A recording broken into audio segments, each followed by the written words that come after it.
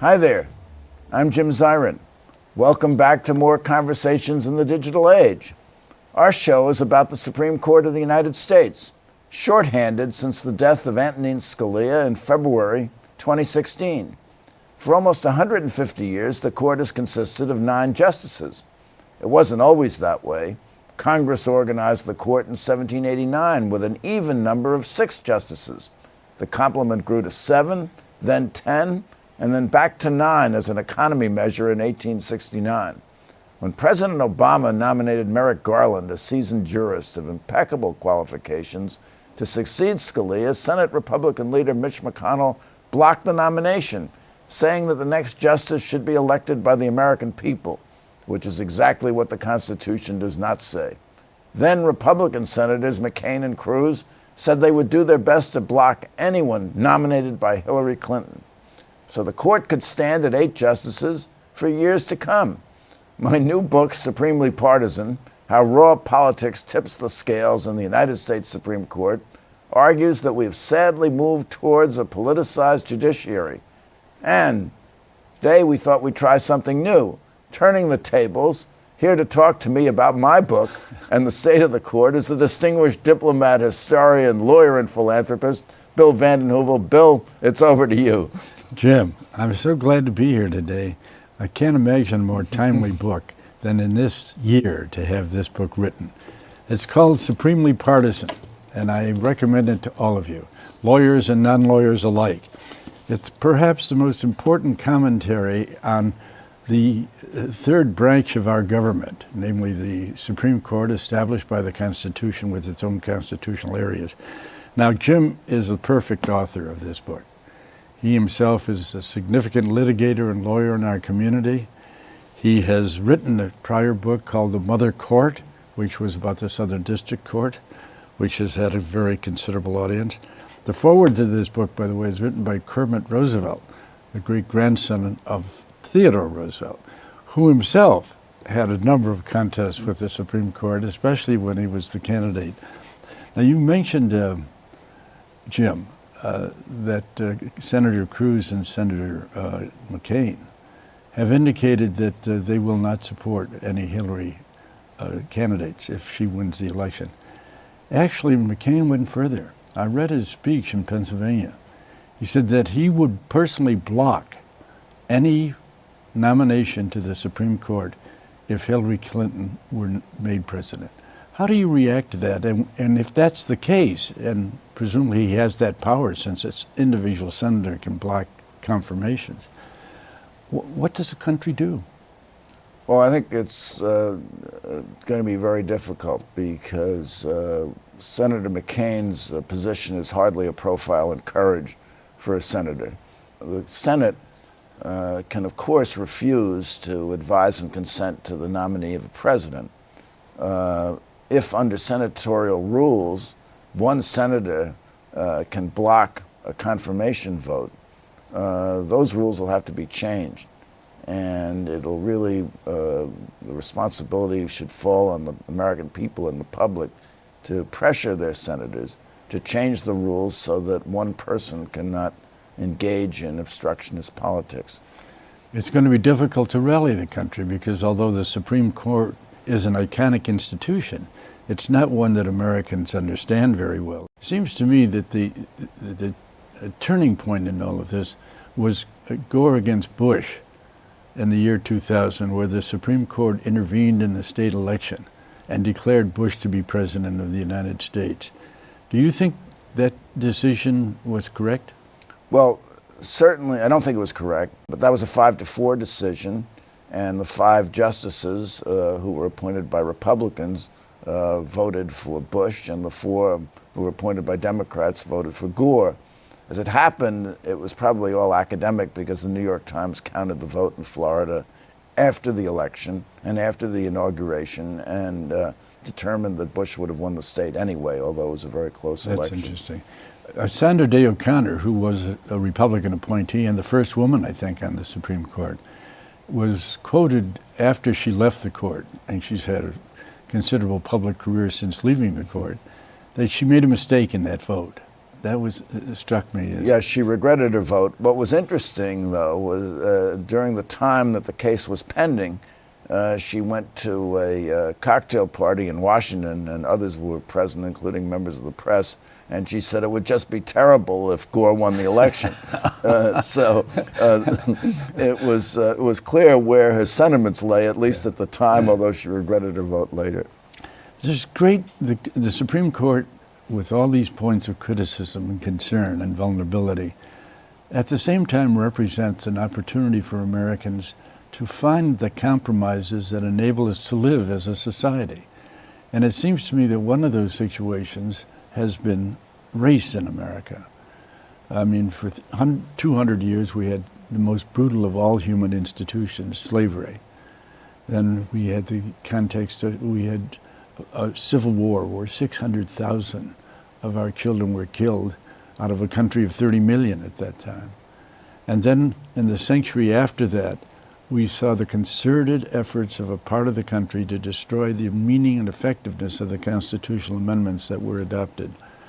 Could you comment on how we got to Brown against Board of Education, which ultimately ended segregation, at least constitutionally ended segregation in America? Well, it was a long, hard road, Bill, as you've outlined. The founding fathers, and particularly the authors of the Constitution, principally Hamilton and Madison, white Anglo-Saxon Protestant males, also slave owners themselves, as was George Washington, although later he released his slaves. And Jefferson. And Jefferson certainly, yeah. Although he wasn't so involved in the Constitution as in the Declaration of Independence. But they understood that if they tried to attack the issue of slavery at that time, they never would have gotten a government. They never would have gotten a Constitution. So they decided to kick the can down the road. And the Supreme Court became involved at the time of the Dred Scott decision, a horrible decision, one of the darkest days, if not the darkest day in the history of the court, which, in an opinion authored by the first Catholic on the court, Roger Taney, who himself was a slave owner. And Taney held that slaves were not citizens of the United States, and they didn't lose their status as slaves when they went with their owners to a free state. And he declared the Missouri Compromise unconstitutional, which said the opposite, and that led to the Civil War. Civil War was fought, and in 1868 we had the 14th Amendment, which guaranteed the equal protection of the laws. Now, I think if the framers of that amendment ever thought that it applied to school desegregation, it never would have been enacted. Mm-hmm. It would have said equal protection of the laws except with respect to school segregation. But they didn't think about it, so they framed language which had a majestic ambiguity to it. And you had the case in the late 19th century, Plessy against Ferguson, which held that separate facilities, if they were equal, were constitutional. I was going to mention the Plessy case because it's in the repeal of that case that you finally see the light in the question of race in America. But that's the question of taking old cases and turning back is very much on the table now when you have Citizens United too, right? Yes. Well, can a court go in and do that and repeal a case? Well, of course, the Plessy case was overruled 56 years or so after specifically it was handed down, specifically overruled. And in stirring words, Chief Justice Warren said, separate facilities in schools are inherently unequal and therefore violated the 14th Amendment. Right. Now, it is legitimate for the court to overrule decisions when the decisions no longer comport, at least I believe in this interpretation, comport with contemporary standards in society and with the fabric of morality that's ingrained in the American people and fairness. The difference now is that you see them overruling decisions within a year or two after they're made, and often because of a change in the personnel on the court. So it raises the question where if changing judges changes the law, what is law anyway? Well, a comparable situation where that happened was with Roosevelt and his proposals for court reform in 1937. Yeah, popularly known as court packing. You like to call it court reform. I call it court reform. Because you're a Rooseveltian. He was suggesting, all federal courts retired at the age of 70. They could stay on the bench and they could have a working function, but their places could be filled. So he was suggesting that this should be the case with the Supreme Court as well. Now, what he was facing was an absolute group of 4 or 5 judges who were adamant against the economic philosophy of the New Deal and the role of the New Deal in saving the country from the Great Depression. So the question really was, can a group of 9 who are responsible to no one, who are accountable to no one, and who are appointed for life with no constituency other than the President and the Senate confirming it, can they overturn the will of vast majorities of Americans as the New Deal had? For example, Roosevelt only then began to confront the court directly when it was clear that they were going to rule on constitutional Social Security and minimum wage. And you just mentioned that now overturning cases happens in a matter of years, a couple of years. So it happened then. In order to save his court, the Chief Justice, Charles Hughes, reversed himself in 2 different cases and made it possible. But that Lincoln faced the same thing. Any great president faces the same thing. You're living with a court that's appointed by your predecessors who may often be very opposed and in conflict with the philosophy of your government. How do you think that history should handle it? Well, this is the check and balance that the Constitution created. Because you go back to 1789, while it does in Article 3, the Great Charter sets up a Supreme Court, it does not say that the court has the power to declare acts of Congress unconstitutional or acts of the executive unconstitutional.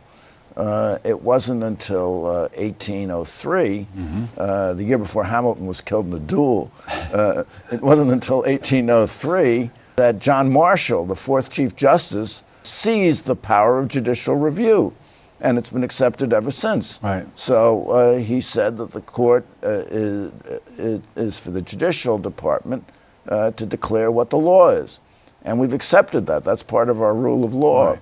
So for better or for worse, yes, you're right, a Supreme Court appointed by predecessor administrations and predecessor senates can declare unconstitutional acts of the president or acts of Congress. Now, what happened with the court reform bill was that Roosevelt, who felt that you had a lot of old men on the Supreme Court who didn't understand, in those days you had no women, and he said they didn't really understand the pressing economic crisis that we were in at the time, and they were using the Due Process Clause in effect to legislate.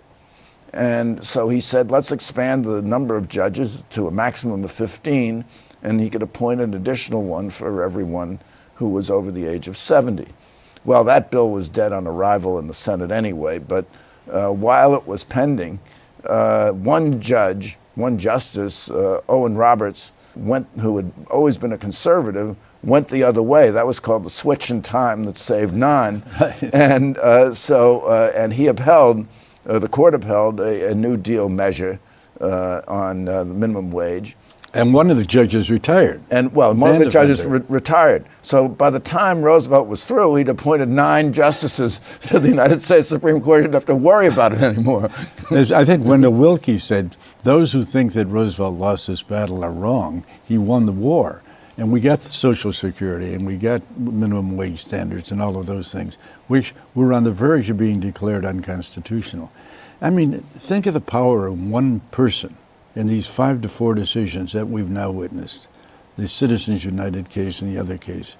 The power of one person to say what this country is and what it should be. You raised the question, the personnel of the court. You change one judge, you can change the law. There's a lot of interesting instances of judges who've been appointed who've had great influence, and one of them is Earl Warren. And the fact that Earl Warren, or the reality that Earl Warren brought in one of the most controversial issues in Brown against Board of Education and got a unanimous court to speak for it. I've always thought spoke wonders for what he did. People say that Eisenhower, who appointed him, would regret it later, that appointment. Herbert Brownell denied that. He thought 2 of the great liberal judges, right, Warren and Brennan, were appointed by a very conservative president. And it has been popularly thought that Eisenhower said that those were the 2 worst mistakes he made in office. But what is really extraordinary is you look at Earl Warren. Earl Warren was a prosecutor in California because he was a Republican politician. He was a skilled politician in getting people of diverse viewpoints together and to agree on some consensus. And he was really one of the principal architects of the Japanese internment during World War II. And he was a great civil libertarian. And they wound up a great civil libertarian. Now, he was joined by none other than Hugo Black, a Roosevelt appointee.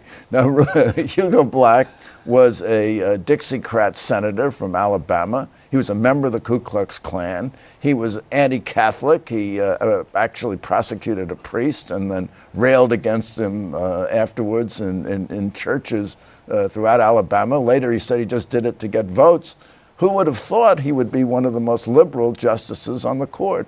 And one of Roosevelt's greatest appointees in the view of And he was many probably scholars. appointed because Roosevelt understood that because Black was a sitting senator, that he would be confirmed by the Senate with a few questions Well, asked. and also Roosevelt in 1937 was fresh from a victory in 1936, which he owed to the Democratic South and the Dixiecrats. So this was undoubtedly a political payment for all the support he'd gotten in the South. And Now, Roosevelt was a great politician as well, you know. When you look at a person who is appointed to the court, it seems to me that there are many instances, certainly, and there should be a demand that the president appoints someone not precluded by his political antecedents, but assured by his or her character and by the capacity of that person to rise above the political partisanship that had been part of their important careers. In other words, how else would you have a court of greatness unless you had men and women who were available for appointment, who, when they were appointed, rose above their prior careers and understood that they were serving the nation and were serving the Constitution, and that their political parties were not a point of reference? Well, we've seen many instances of that. Interestingly enough, most of them justices appointed by Republican presidents and who became moderates or liberals once on the court. So we had Potter Stewart, we had Lewis Powell, we had David Souter, and it is nothing. And we even had Sandra Day O'Connor. Nothing short of amazing how they took centrist to liberal views once they were on the court, even though they were appointed by conservative presidents. Of late, starting with Scalia and going on into the presidency of George W. Bush, but also George H.W. Bush, who appointed Clarence Thomas, can be blamed as well. We have conservative justices appointed by conservative presidents who adhered to their conservative views once on the court in a very doctrinaire and partisan way. And that is what's nothing short of amazing. One instance where the public's attitude really affected the appointment of the court that I can think of is Herbert Hoover. When Oliver Wendell Holmes retired at the age of 90, there was a clamor in the country among those who were representative of the law for Benjamin Cardozo to be appointed, who had no real party, had been elected as a Democrat to the Supreme Court of New York State. But Hoover did appoint him. And yes, Hoover did appoint him, and that is an interesting story as well, because at that time we had seats on the court. There was a Catholic seat, and there was also a Jewish seat. Now, the first Jew to be appointed to the court after bitter confirmation hearings that lasted 4 months was Louis Brandeis. He was sitting on the court at the time that Holmes retired. He and Holmes used to vote together all the time. Interestingly enough, Brandeis was appointed by Wilson, a Democrat, and Holmes was appointed by Theodore Roosevelt, a Republican. And yet here's a Republican and a Democrat voting together all the time on issues of free speech and the other landmark dissents that they wrote together, and which in many cases became the law later. But at the time that Hoover was considering Cardozo, there was a hue and cry that now there'd be two Jews on the court. And Hoover had the assurance that Brandeis was going to retire shortly thereafter, and Cardozo was such a star, judicial star, he was appointed to the court and was seated. Which Brandeis did not do, by the way, right? That's right. Brandeis stayed on. He stayed on for a while, but you know, the court is populated by an extraordinary diversity of Americans. On that same court was Justice McReynolds, who had been an attorney general, I think, under Wilson, and he was so anti-Semitic that he would never shake hands with Brandeis. And often, when Brandeis was speaking in the conference, etc., he would get up and leave the room. When you think of people of that nature sitting in the court and making decisions that affect all of our lives, one wonders whether we have done enough vetting in terms of those who have been appointed to the court. But you mentioned the seats.